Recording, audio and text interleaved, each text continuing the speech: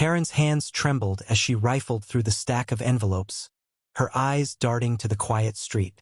She'd been at it for weeks, snooping through mailboxes in her sleepy neighborhood, driven by a mix of boredom and entitlement. "It's just junk mail," she'd mutter, tossing aside coupons and bills. But today, she'd hit the jackpot.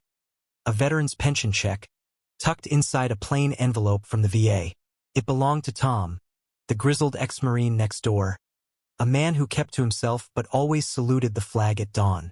Karen didn't care. She saw dollar signs, not sacrifice. Tom had noticed the missing mail for days.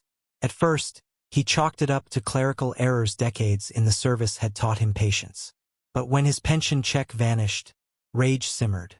He'd earned that money through blood and sweat, nights haunted by memories of war. He installed a camera by his mailbox, its lens glinting like a silent sentinel. The footage was clear.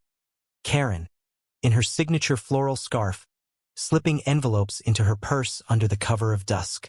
Tom's heart sank, but his resolve hardened. He wouldn't let this slide. Unbeknownst to Karen, Tom's niece, Emily, was no ordinary neighbor. She worked for the Postal Inspector's office, a job she took after years of watching her uncle struggle with bureaucracy. Emily was sharp, relentless, and fiercely protective of Tom. When he showed her the footage, her jaw tightened. "She's stealing from a veteran," Emily said, her voice low but seething. "This ends now." She crafted a plan, coordinating with her team to catch Karen red-handed. They marked a decoy envelope, a fake VA check, and placed it in Tom's mailbox, waiting for the thief to strike.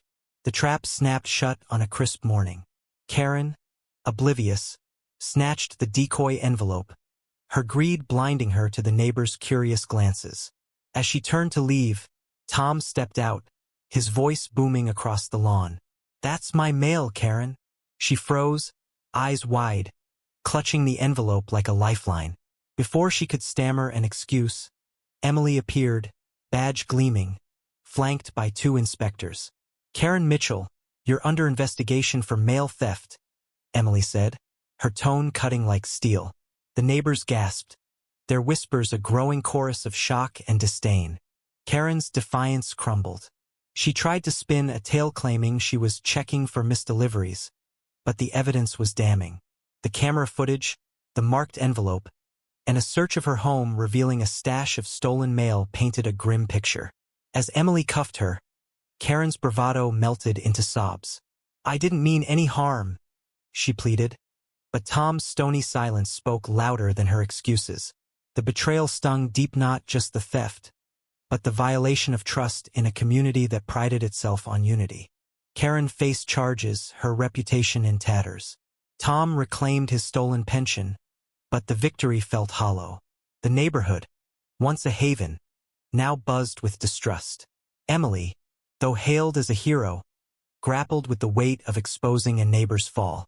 Karen's life unraveled fines, community service, and a scarlet letter of shame she'd wear forever. The real cost wasn't the money. It was the fractured bonds, the reminder that greed could poison even the smallest of communities. What would you have done in Tom's place? Confront or forgive? How do we balance justice with compassion in a tight-knit community?